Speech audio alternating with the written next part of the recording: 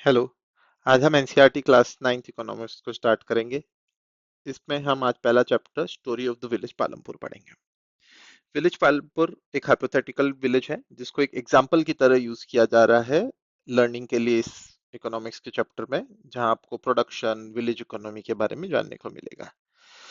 पालमपुर एक ऐसा विलेज है जहाँ पे गुड ट्रांसपोर्ट है, जहाँ पे बैलगाड़ी ट्रैक्टर जैसे ट्रांसपोर्टेशन अवेलेबल है। यहाँ पे अच्छी रोड्स हैं, यहाँ पे इलेक्ट्रिसिटी अवेलेबल है इस विलेज में, यहाँ पे हेल्थ सेंटर है, यहाँ पे स्कूल्स हैं। विलेज इकोनॉमी को बहुत अच्छे से जानने से पहले आपको प्रोडक्शन और प्रोडक्शन के फैक्टर्स को जानने की जरूरत है। प्रोडक्शन वो प्रोसेस है जिससे कोई भी चीज प्रोड्यूस की जाती है। आपके पास आपका मोबाइल है, ये मोबाइल किसी न किसी फैक्ट्री के अंदर प्रोड्यूस किया गया है। अब किसी भी मोबाइल को प्रोड्यूस करने के लिए कुछ फैक्टर्स ऑफ प्रोडक्शन की जरूरत पड़ेगी, ऐसे तो मोबाइल बन नहीं जाएगा। कहीं आपको फैक्ट्री सेटअप करनी पड़ेगी जिसके लिए लैंड की जरूरत होगी। फिर आपको इसमें कुछ लोगों की जरूरत पड़ेगी, तो वो एम्प्लॉयज जो काम करेंगे उनकी जरूरत पड़ेगी जो मोबाइल्स को बनाएंगे। फिर आपको मशीनरी की जरूरत पड़ेगी। फिर आपको ऐसे व्यक्ति की जरूरत पड़ेगी जो कंपनी स्टार्ट करे, तो जो इसका स्टार्टअप करे। तो उसी को देखते हुए हम फैक्टर्स ऑफ प्रोडक्शन समझेंगे। कोई भी चीज को प्रोड्यूस करने के लिए लैंड की जरूरत होती है। फार्मर्स को क्रॉप्स उगाने के लिए लैंड की जरूरत पड़ती है, फैक्ट्री सेटअप करने के लिए लैंड की जरूरत पड़ती है, इवन स्कूल्स को टीच करने के लिए स्कूल की बिल्डिंग की जरूरत है जो कि लैंड के ऊपर बनी हुई है। लेबरर्स, जो लोग उस प्रोडक्शन को करने के लिए हेल्प करते हैं, जैसे फॉर एग्जांपल फैक्ट्री के अंदर वर्कर्स, फार्म के अंदर फार्मर्स। इसके साथ साथ फिजिकल कैपिटल चाहिए होती है जो कि नेसेसरी है प्रोडक्शन के लिए। कैपिटल दो तरह से डिवाइडेड है। एक फिक्स्ड, यानी वो लगातार सालों तक चलती रहेगी, over the many years production में काम आती है। दूसरी है वर्किंग कैपिटल जो कि यूजअप हो जाती है प्रोडक्शन के अंदर। इसके अंदर आपको ये समझने की जरूरत है, जैसे फॉर एग्जांपल एक फार्म है, उसके अंदर आपने ट्रैक्टर लगाया है। ट्रैक्टर एक ऐसा कैपिटल है जो कि सालों तक यूज होगा फार्म के अंदर काम करने के लिए। वहीं सीड्स, फर्टिलाइजर, ये सारी चीजें ऐसी है जो कि उस पर्टिकुलर क्रॉपिंग सीजन के अंदर यूटिलाइज हो जाएगी और यूज्ड अप हो जाएगी, बाद में नहीं बचेगी, फिर नहीं खरीदनी पड़ेगी, उसको बोलते हैं वर्किंग कैपिटल। इसके अलावा one of the important things is कि ह्यूमन कैपिटल हो या एंटरप्राइज हो, कि कोई ऐसा फार्मर होना चाहिए जो अपनी लैंड के अंदर सोचे कि मुझे यहाँ पे कुछ उगाना है, या फिर ऐसा व्यक्ति जो कि सोचे कि मुझे एक उनकी मोबाइल फैक्ट्री लगानी है जहाँ पे प्रोडक्शन होगा। अब हम पालमपुर के अंदर आते हैं। पहला फैक्टर ऑफ प्रोडक्शन हमने देखा था कि लैंड। हमें ये देखना है कि पालमपुर के अंदर लैंड कैसे है।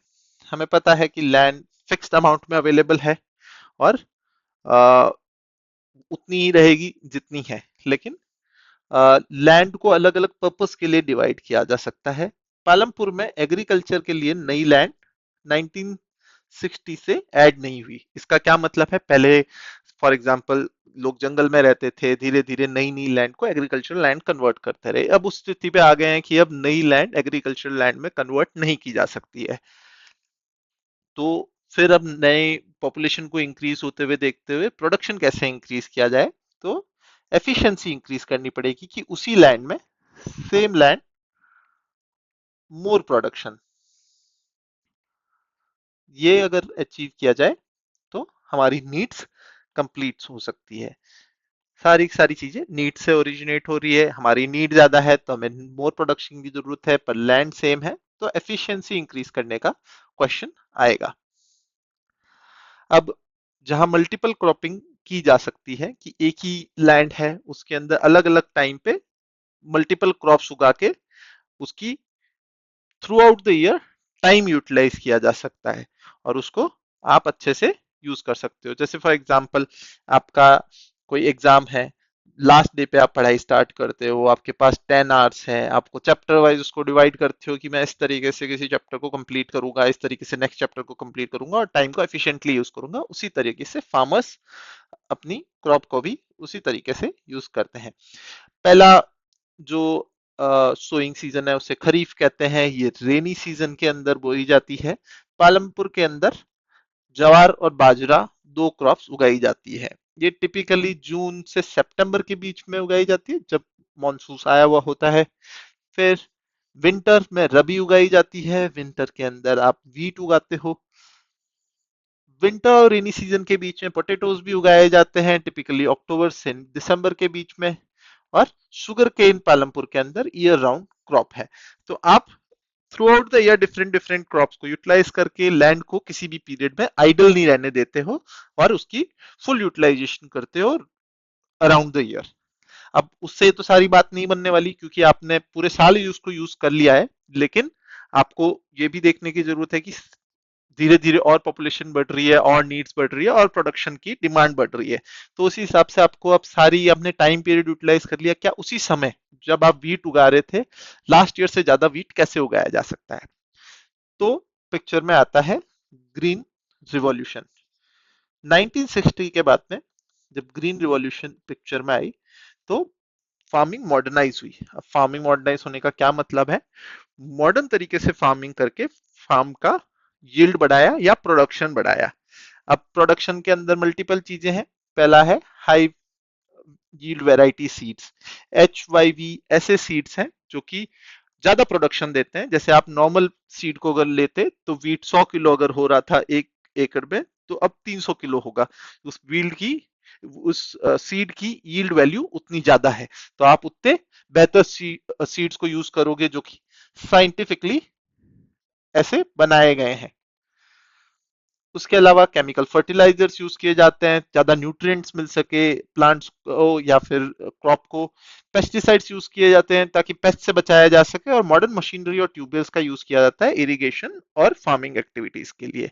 आप देखोगे हाई इस पिक्चर के अंदर की हाई यील्ड सीड्स यूज किए जा रहे हैं, उसके अंदर फर्टिलाइजर्स यूज किए जा रहे हैं, पेस्टिसाइड्स यूज किए जा रहे हैं, इरिगेशन के लिए पंप सेट्स यूज किए जा रहे हैं, ट्यूबवेल से पानी निकालने के लिए कैनाल्स यूज की जा रही है, फार्मिंग मशीनरी जैसे ट्रैक्टर या फिर हार्वेस्टर सोइंग के लिए या फिर फसल को काटने के लिए। इससे धीरे धीरे फार्मिंग मॉडर्नाइज हो रही है, और इसी से धीरे धीरे आपका जो आउटपुट है, जो प्रोडक्शन पहले जितना हो रहा था उससे इंक्रीज हो रहा है।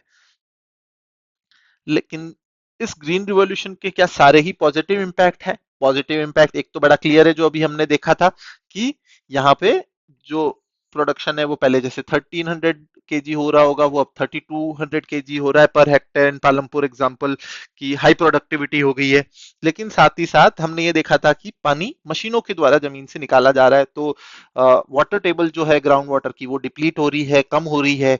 सॉइल के अंदर बहुत सारे केमिकल्स डाले जा रहे हैं जिसकी वजह से और हाई यील्ड सीड्स यूज किए जा रहे हैं, जिससे ये न्यूट्रिएंट जो है सॉइल से वो बहुत ही जल्दी निकाला जा रहा है, और सॉइल फर्टिलिटी भी लॉस हो रही है। साथ ही साथ जो पेस्टिसाइड्स और केमिकल फर्टिलाइजर्स हैं, वो सॉइल के अंदर माइक्रो ऑर्गेनिज्म जो सॉइल की फर्टिलिटी बढ़ाते हैं उनको भी किल कर रहे हैं या डिप्लीट कर रहे हैं। तो इसके कुछ एडवर्स इफेक्ट भी है, और इससे जो है लॉन्ग टर्म पर्सपेक्टिव से लैंड को ज्यादा नुकसान हो रहा है।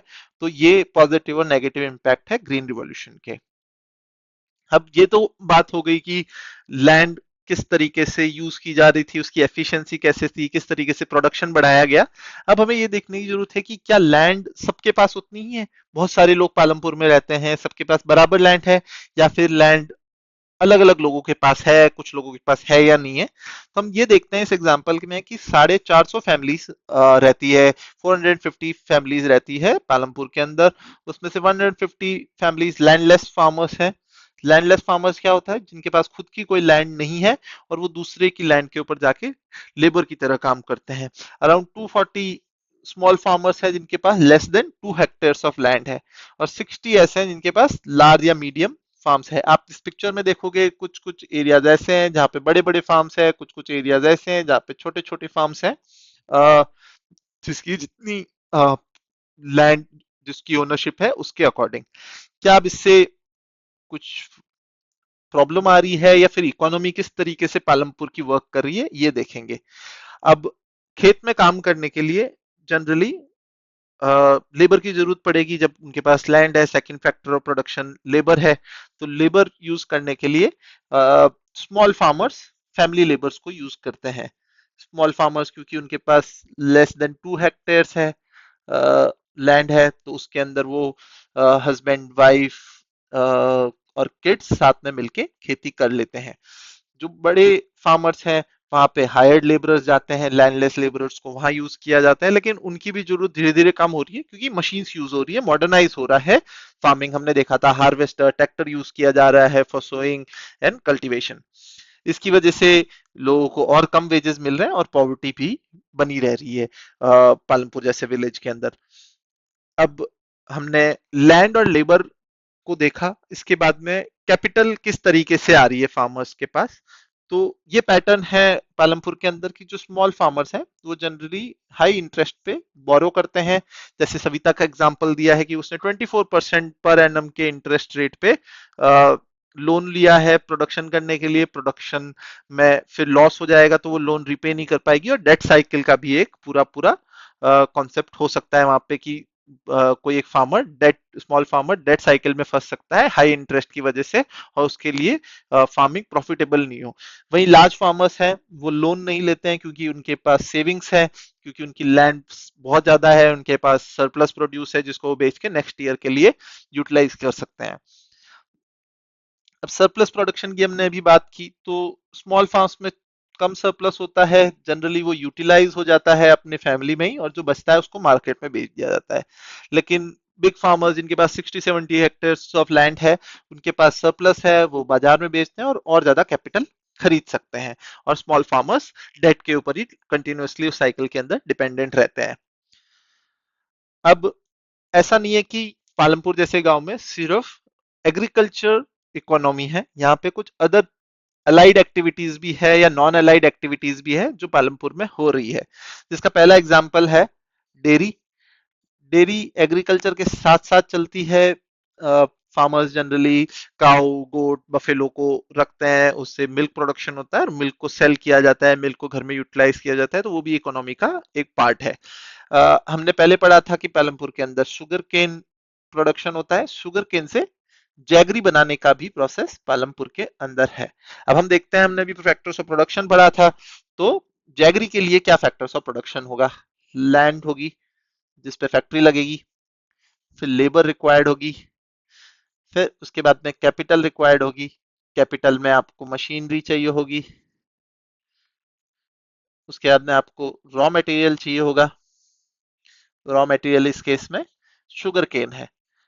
अब हमने जैसा पहले पढ़ा था, ये फिक्स्ड कैपिटल है, ये वर्किंग कैपिटल है, और कोई एक ह्यूमन कैपिटल होगा जिसने इस सबको, या एंटरप्राइज होगा जिसने इस सबको एक साथ लाके इस प्रोडक्शन को इनिशिएट किया है। इसके साथ साथ पालमपुर के अंदर स्मॉल शॉप्स हैं, ग्रोसरी शॉप्स हैं, जहाँ पे लोग अपना सामान खरीद सकते हैं, और ट्रांसपोर्टेशन सर्विसेज हमने पहले ही देखा था कि पालमपुर के अंदर अच्छा ट्रांसपोर्ट और रोड्स हैं। वहाँ पे बसेस हैं, रिक्शाज हैं, लोग अपना सामान जो है प्रोड्यूस हो रहा है उसको भी दूसरे मार्केट में सेल करने के लिए ट्रांसपोर्टेशन सर्विसेज का यूज करते हैं। तो ये थी एक बेसिक विलेज इकोनॉमी, जहाँ पे हमने मेजरली दो तरह की चीजें देखी कि यहाँ पे लोग या तो एग्रीकल्चर डिपेंडेंट है, या फिर यहाँ पे फैक्ट्री है जैगरी के लिए जो कि मैन्युफैक्चरिंग कर रही है, और यहाँ पे शॉप्स एंड ट्रांसपोर्ट है। हर चीज के लिए जो आप प्रोड्यूस कर रहे हो उसके लिए जो फैक्टर्स ऑफ प्रोडक्शन लग रहे हैं वो चार है: लैंड, लेबर, कैपिटल और ह्यूमन कैपिटल। अब जो कैपिटल है वो भी आपकी फिक्स्ड और वर्किंग कैपिटल के अंदर डिवाइडेड है। जो प्रॉब्लम्स है पालमपुर के अंदर वो भी बहुत अलग अलग तरह की है, कि यहाँ पे ग्रीन रिवॉल्यूशन के जो इम्पैक्ट्स हैं वो भी है, पॉजिटिव और नेगेटिव। लैंड डिस्ट्रीब्यूशन एक अलग प्रॉब्लम है कि कुछ लोगों के पास बहुत लैंड है, कुछ लोगों के पास कम लैंड है। इसकी वजह से जो है वेजेस में भी डिस्पैरिटी है, मॉडर्नाइजेशन की वजह से भी डिस्पैरिटी है, लो वेजेस मिल रहे हैं लोगों को। फिर कैपिटल की अनअवेलेबिलिटी होने की वजह से हाई इंटरेस्ट लोन लिए जा रहे हैं। तो ये यहाँ पे इकोनॉमी की कुछ प्रॉब्लम है। तो आपको ये बेसिक स्ट्रक्चर बताता है कि जनरली एक विलेज बेस्ड इकोनॉमी किस तरह की है, इसके अंदर क्या प्रॉब्लम्स है, इसमें किस तरीके से प्रोडक्शन हो रहा है। नेक्स्ट चैप्टर को हम नेक्स्ट क्लास के अंदर देखेंगे।